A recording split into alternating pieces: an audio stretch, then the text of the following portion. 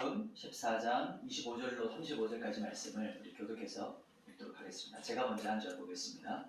수많은 무리가 함께 갈새 예수께서 돌이키사 이르시되 오늘 내게 오는 자가 자기 부모와 처자와 형제와 자매와 더욱이 자기 목숨까지 미워하지 아니하면 능히 내 제자가 되지 못하고, 누구든지 자기 십자가를 지고 나를 따르지 않는 자도 능히 내 제자가 되지 못하리라. 너희 중에 누가 관계를 세우고자 할진대 자기의 가진 것이 충분하기 위해서에 족할 문제는 먼저 가자 그 비용을 계산하지 아니하겠느냐. 그렇게 아니하여 그 기초만 쌓고 능히 이루지 못하면 보는 자가 다 비웃어 이름에 이 사람이 공사를 시작하고 능히 이루지 못하였다 하리라. 또 어떤 임금이 다른 임금과 싸우러 갈 때에 먼저 한 자 1만 명으로서 저 2만 명을 거느리고 오는 자를 대적할 수 있을까 헤아리지 아니하겠느냐. 만일 못할 뿐이면 그가 아직 멀리 있을 때에 사신을 보내어 사신을 청할 지니라. 이와 같이 너희 중에 누구든지 자기의 모든 소유를 버리지 아니하면 능히 내 제자가 되지 못하리라. 소득이 좋은 것이나 소소동하는 그 맛을 잃으면 무엇으로 차게 하리요. 함께 보겠습니다. 땅에도 전에도 쓸데없어 내버리느니라. 그를 기다리는 자는 그를 지어다 하시니라. 아멘.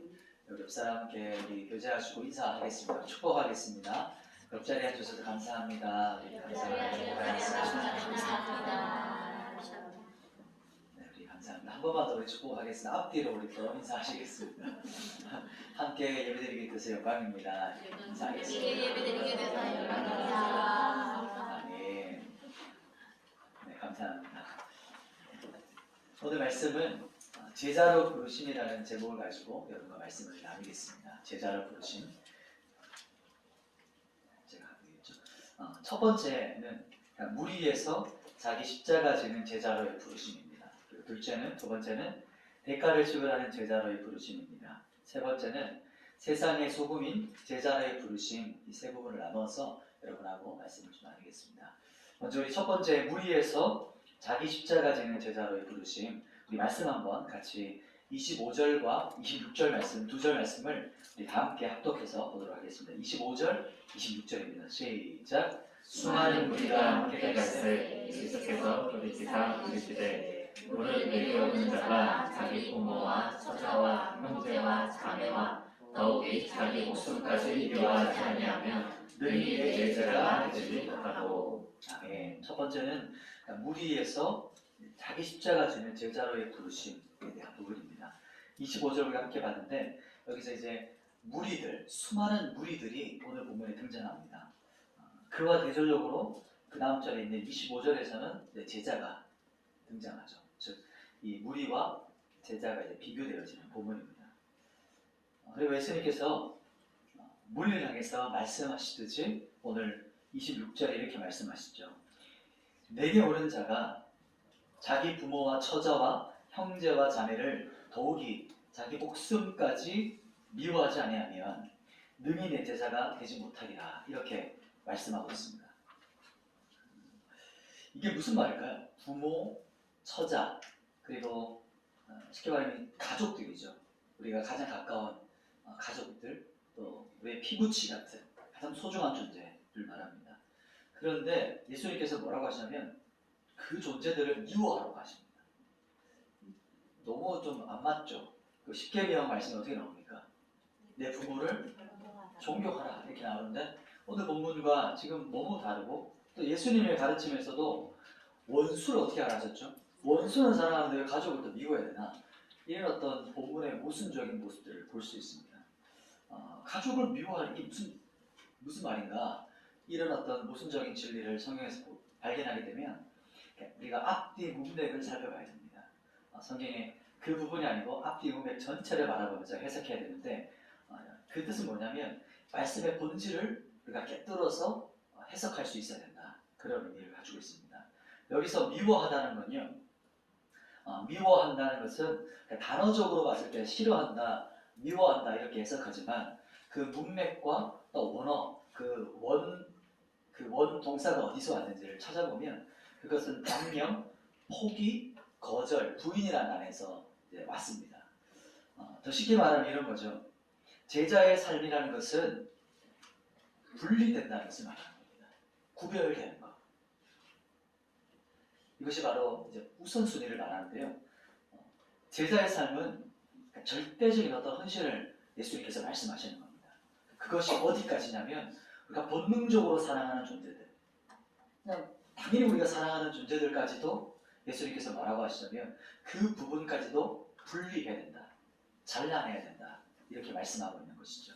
그래서 자식, 가족, 심지어 누구까지 하면 자기 자신까지입니다. 자기 자신까지. 그래서 자기 자신을 사랑하지 않는 사람, 그것이 바로 우리가 제자로 부름받을 때 이제 첫 시작이 바로 이 제자의 부르심입니다. 우선순위라고 볼 수 있는 것이죠. 그리고 이제 27절에 이렇게 말하는데요. 이제 성경의 가장 핵심적이고 계속해서 반복되어지는 부분입니다. 27절 말씀을 같이 한번 읽도록 하겠습니다. 성경입니다. 27절 시작. 누구든지 자기 십자가를 지고 나를 따르지 않는 자도 능히 내 제자가 되지 못하리라. 아멘. 자기 십자가를 지고 나를 따르라. 이 말을 참 많이 우리가 듣습니다. 뭔가 느낌상 잘 알겠어요. 자기 십자가를 지고 따라가야 된다. 의미심장한 어떤 그 느낌. 우리가 너무 잘 알고 있죠. 자기 십자가를 지고 따르라고 부르는 사람이 누구를 불러냅니까? 제자를 불러내죠. 또 어떤 삶을 살라고 하시는 거죠? 제자의 삶이라는 것을 말하는 건데요. 그러니까 제자가 치러야 되는 대가가 바로 자기 십자가다, 이렇게 말하는 겁니다. 자기 십자가, 우리의 대가, 치러야 될, 지불해야 될 그 값어치가 자기 십자가입니다. 여기서 말하는 자기 십자가는 우리가 바로 앞에 있는, 또 우리 앞 문맥과 전체를 통일해서 봤을 때 여기서 말하는 자기 십자가는 본능적인 사랑, 인간적인 사랑을 말하는 겁니다. 성경에서는 이것을 육적인 사랑이라고 말하죠. 자기 사랑, 자신이 모든 자신의 이제 관계되어 있는 어떤 소유들을 말해요. 우리가 이 앞본문에 보면 소에 대한 이야기 기억나시나요? 기억이 안 나실 수도 있는데, 네. 지난 본문에 보면 소에 대한 이야기도 있었고, 처음 들어보실 수도 있지만 지금 기억하신다면 소 이야기도 있었어요. 그리고 또 뭐 있죠? 또 밭에 대한 이야기, 시험회로 가봐야 된다, 이런 이야기가 있었죠. 즉 그거에 대한 겁니다. 그리고 결혼한 이야기, 관계에 대한 것을 말하는 겁니다. 지난주에 나눴던 내용이죠. 자기 밭과 자기 소와 자기 아내, 그 이야기를 말하는 겁니다. 큰 잔치에 미리 초청을 받았잖아요. 그 전 본문에 보면. 그런데 자기 소유와 재산과 관계를 포기하지 못하는 겁니다. 초청은 받았지만 그것을 대가 지불하는 것에 있어서 갈팡질팡하는 거죠. 선택하지 못하는 거죠. 그래서 자기 밭과 소유를 포기하지 못하는 거고, 제자로 부름 받았지만 내가 가장 사랑하는 아내, 내가 가장 사랑하는 소유, 내가 가장 사랑하는 그 어떤 것 비교하는 거죠. 제자와 남편, 제자와 소유, 제자와 기업, 이것을 비교하는 겁니다. 그 어떤 것을 결정하지 못한 채 지금 그냥 무리로 있고 싶은 거예요. 제자로는 불러내셨지만 이것을 막 결단하고 싶지는 않고 그냥 무리로 묻어서 가고 싶은 겁니다. 그러나 처음부터 주님은 시작 부름부터 뭐라고 하시냐면, 우리가 함께 봤던 27절, 자기 십자가를 지고 나를 따르라는 것이 제자의 첫 시작입니다. 우리는 제자의 대가를 치르지 않습니다. 제자는 시작부터 다르죠. 자기 십자가를 지고 예수님을 따르는 것이 시작입니다. 그러면 우리는 여기서 뭐가 십자가인가? 무슨 문제가 십자가다? 우리는 어떤 문제가 십자가입니다. 저 사람이 나한테 십자가입니다. 이렇게 십자가를 왜곡해서 자기 해석으로 합니다. 나만의 십자가를 만들어내요. 성경의 어떤 문맥이 아니고 정확한 해석이 아니고. 여기서 말하는 십자가는 내가 십자가입니다. 내가. 그리고 내 옛 자아가 내 옛 자아가 십자가인 겁니다. 그래서 포기와 대가 지불이 십자가라고 말하는 겁니다. 그것이 소명과 또 부르심의 길입니다. 우리를 불러내시는 길이죠. 그러니까 십자가는 우리가 또 외적인 거, 외부적인 어떤 환경, 그런 상황들을 우리 생각하지만, 그런데 가장 핵심은요, 우리 내면 깊은 곳에 있는 겁니다. 내 속내를 말하는 겁니다. 내 깊은 깊은 곳에 숨겨져 있는 대가를 지불하기 원치 않는 내 자, 내 것을 포기하기 싫어하는 내 깊은 내면을 말하는 거지. 자아를 말하는 겁니다. 그래서 이 제자로 부름을 받았지만 대가를 치르고 싶지 않은 내 자, 그렇게까지 포기하고 치르고 싶지는 않은 깊은 내 속내의 마음입니다. 오늘 주님은 그것을 말씀하시는 거죠. 오늘 첫 부름부터 대가 지불은 어떻게 치르는 것인가? 이제 구체적으로 그러면 어떻게 치르냐? 이제 그 어떻게 하라는 말씀인가? 그것이 바로 다음 단락에 어떻게 제자의 대가를 지불하고 치러야 되는가? 그 비유를 통해서 예수님께서 말씀하십니다. 우리 이제 두 번째 대가를 지불하는 제자를 부르심인데요. 28절부터 30절까지 말씀을 우리 교독해서 보겠습니다. 28절부터 30절 제가 이제 여러분의 한 절 마지막은 합독하겠습니다. 너희 중에 누가 망대를 세우가지 할진대 자기의 가진 것이 준공하기까지에 족할는지 먼저 앉아 그 비용을 계산하지 아니하겠느냐. 그렇게 하면 그 유전을 쌓고 능히 이루지 못하면 보는 자가 다 비웃어 이르되 이 사람이 공사를 시작하고 능히 이루지 못하였다 하리라. 아멘. 이제 두 가지 비유가 본문에 등장하는데 첫 번째 비유입니다. 그러니까 망대를 세우는 거죠. 쉽게 말하면 건축물을 짓는 겁니다. 건물을 짓는 거죠.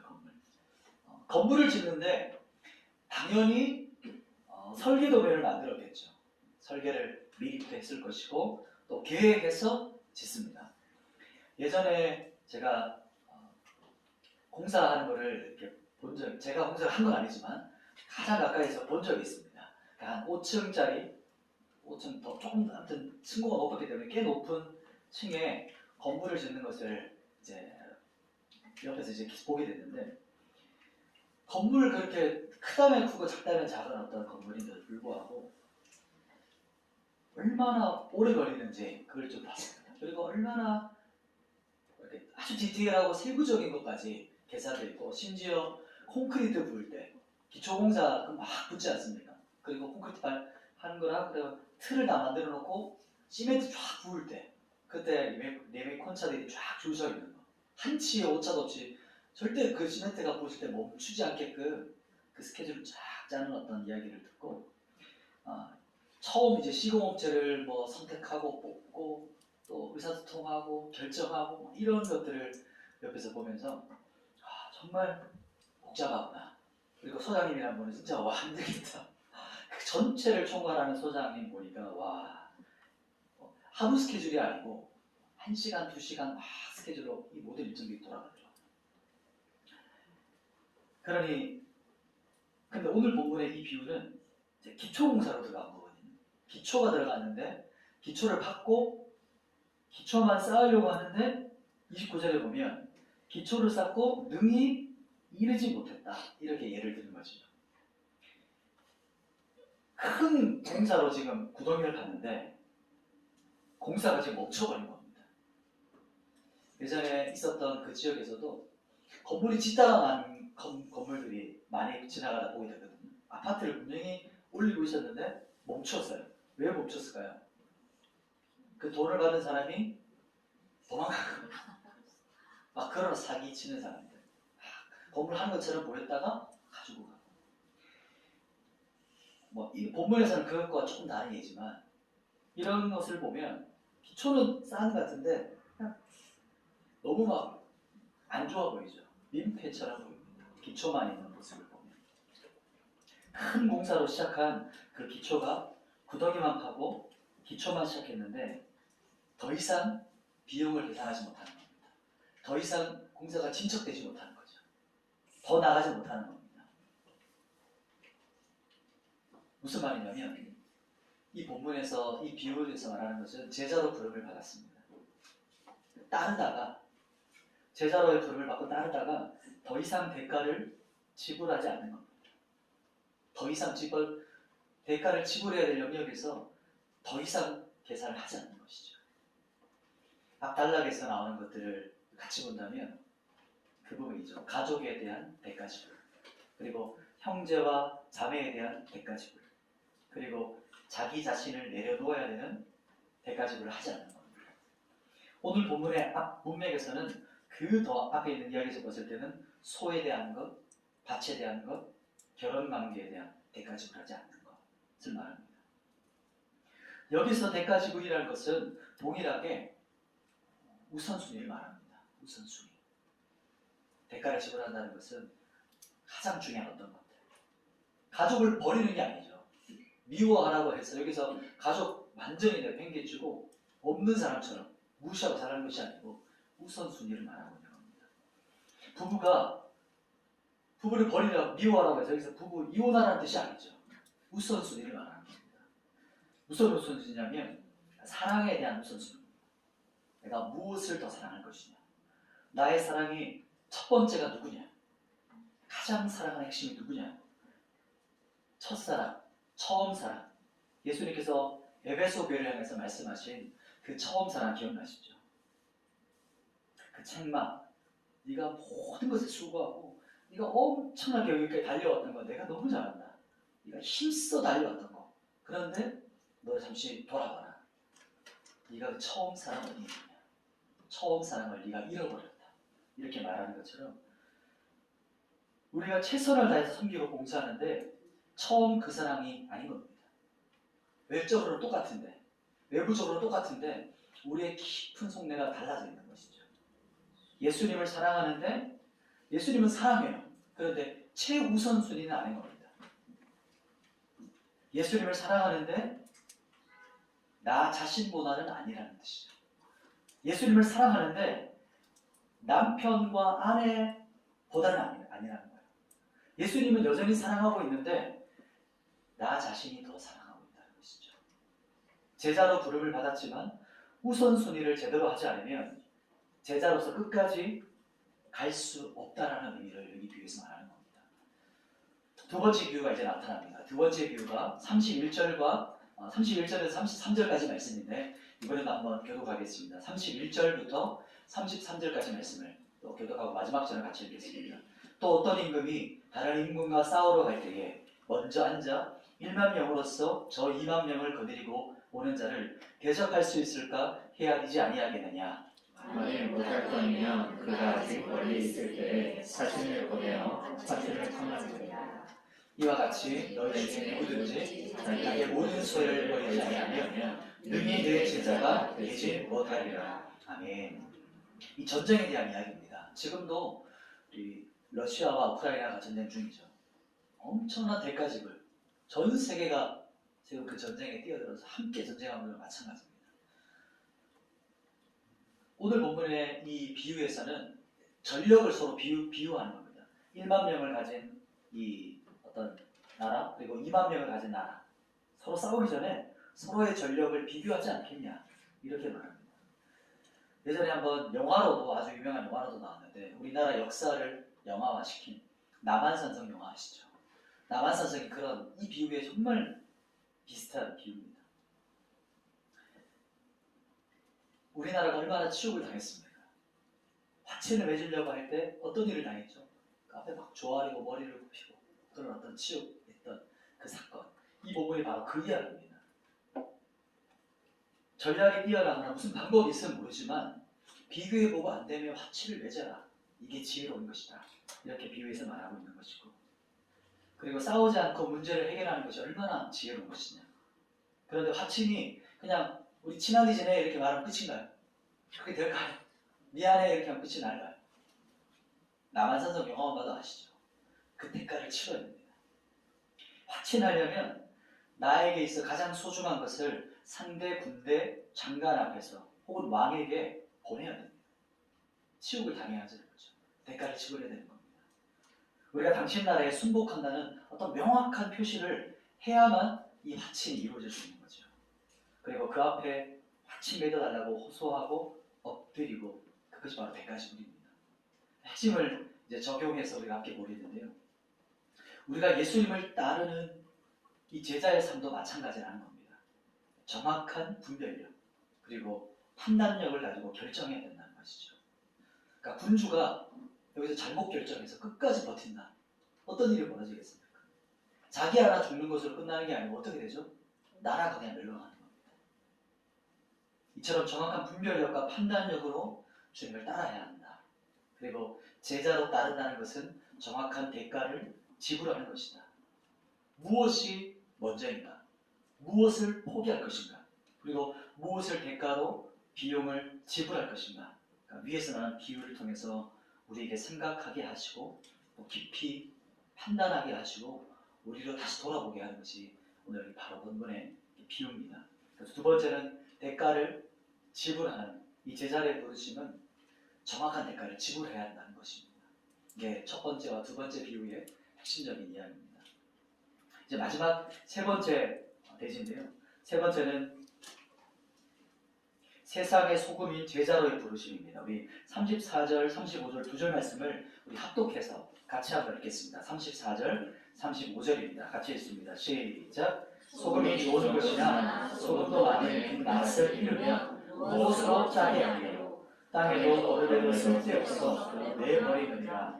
들을 귀 있는 자는 들을 지어다 하시니라. 아멘. 이 세 번째는 소금에 대한 세상의 소금인 제자로의 부르심을 말합니다. 소금이 뭐죠? 소금의 본질이 뭡니까? 짠맛입니다. 맛을 내는 것. 부패도 같은 동이나 원리이기 때문에 그 당시 부패 방지도 있지만 이 짠맛을 내는 것과 부패를 방지하는 것이 동일한 원리를 사용하기 때문에 같이 한번 생각해 보겠습니다. 가장 핵심은 이 본문 말씀에서 우리가 보면서 소금이 맛을 내는 겁니다. 그런데 본문에 보면 독특한 표현이 나옵니다. 그 맛을 잃으면이라고 말합니다. 맛을 잃는다. 맛을 잃으면 무엇으로 짜게 하겠냐? 여기서 소금인데 맛을 못 내게 되는 이유가 있는데 그게 무엇이냐면 소금이 이 정제된 어떤 소금이 아니라 덕지덕지 불순물이 붙어 있는 겁니다. 소금에 정확하게 정제되지 못하고 여러 가지 찌꺼기들이 묻어 있는 겁니다. 그렇게 되면 짠맛을 내지 못하게 되는 거죠. 그래서 소금이 그 맛을 잃으면 무엇으로 짜게 하겠냐? 불순물이 첨가된 소금은 상하기 쉽고 짠맛도 낼 수 없다. 이렇게 말합니다. 이 소금은 짠맛 못 내는 정도가 아니고 그냥 거름에조차도 사용할 수 없는 존재. 그야말로 우리가 말하는 그 아무짝에 쓸모없는 그냥 쓰레기와 같은 존재가 됩니다. 이 소금이 맛을 잃으면. 그래서 짠맛을 잃으면 땅의 거름으로도 쓰여지지 못한다. 예수님께서 말씀하고 계시죠. 그래서 저 다시 한번 본질로 돌아가겠는데요. 소금이 어떻게 맛을 낼까요? 어떻게 짠맛을 낼까요? 단순하게 생각하시면 됩니다. 어렵지 않습니다. 소금이 녹으면 되죠. 녹으면 됩니다. 소금이 그 음식이라든지 부패될 만한 곳에 들어가서 녹고 그리고 사라지고 거기에 스며들고 자기가 완전히 그냥 죽는 걸 말하는 겁니다. 소금이 사라집니다. 눈에 보이지 않지만 그것이 녹아서 사라질 때 맛을 통해서 자기의 존재를 나타냅니다. 소금의 존재가. 핵심은 내가 죽고 내가 사라지는 것, 내가 녹아지는 것을 말하는 겁니다. 녹아지는 게 목적이 아니죠. 소금이 녹고 사라지는 게 목적이 아니고 사라지고 녹고 스며들면 그 소금의 본질에 뭐가 드러나죠? 짠맛을 드러내죠. 짠맛을 나타내죠. 부패를 방지하게 되죠. 그것과 마찬가지로 내가 죽고 내가 사라지고 내가 녹아지면 내 안에 계신 누가 드러나실까요? 예수 그리스도. 내가 사라지면 내 안에 예수 그리스도가 나타나지게 되는 것. 그게 목적인 겁니다. 여기서 말하는 것이 바로 이 원리가 갈라디아서 2장 20절 말씀인데요. 같이 한번 우리 암송하시는 분들 계시죠? 한번 찾아보겠습니다. 갈라디아서 2장 20절 말씀.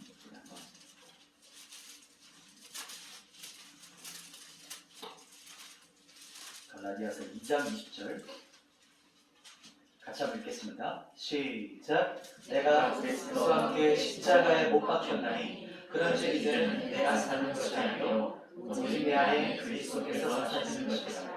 이제 내가 육체 가운데 사는 것은 나를 사랑하사 나를 위하여 자기 자신을 버리신 하나님의 아들을 믿는 믿음 안에서 사는 것이라. 아멘. 나는 예수님과 함께 예수님이 십자가에 죽으실 때 내가 어떻게 됐죠? 나도 죽었다.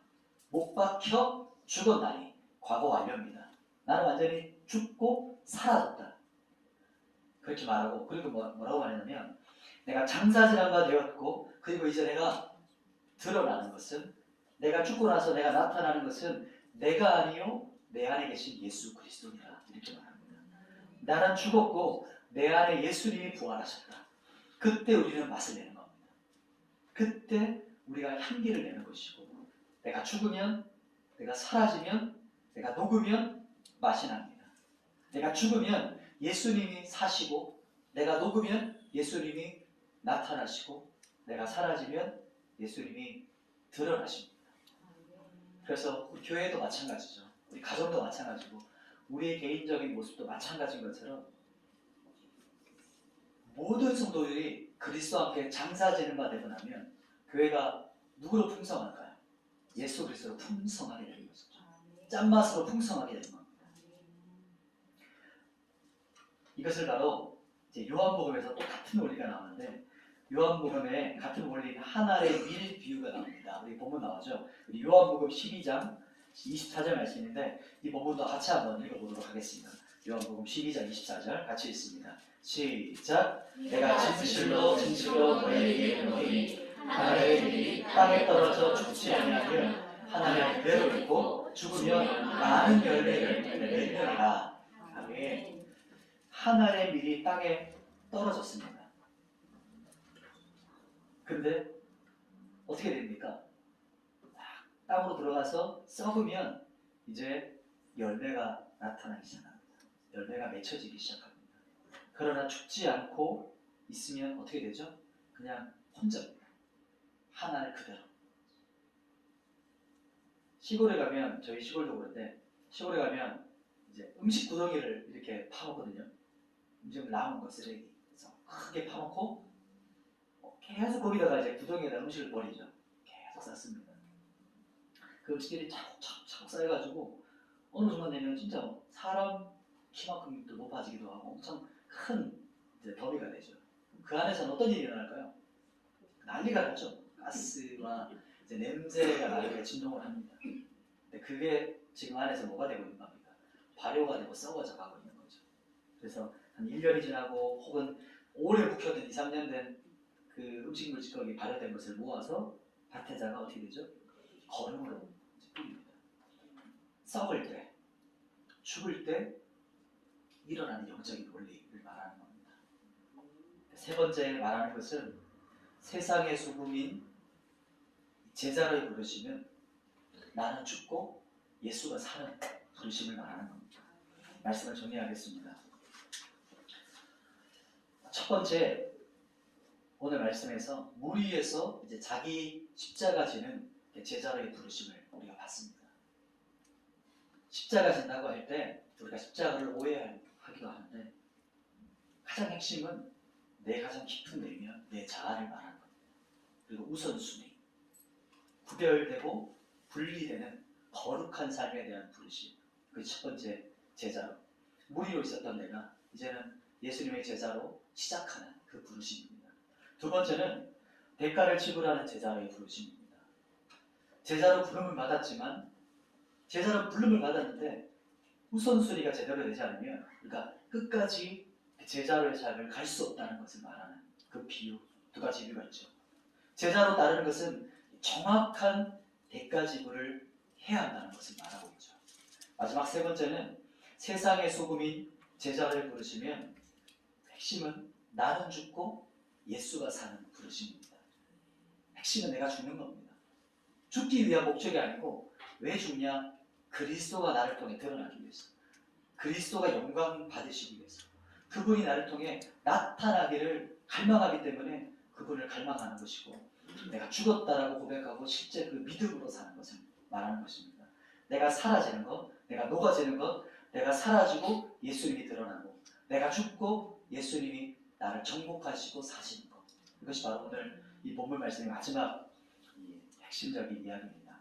우리 말씀을 기억하시면서 같이 한번 기도하실 때, 우리 무엇이 변치 않아 십자가라는 찬양, 우리 찬양하면서 말씀을 묵상하시고, 또 우리에게 오늘 말씀이 또 성령 하나님께서 나에게 어떤 말씀을 하시는가, 나를 어떻게 적용해 주시고 내 심령에 말씀하시는 말을 묵상하면서 이 찬양으로 주님께 나아가기를 소망합니다. 같이 찬양하겠습니다.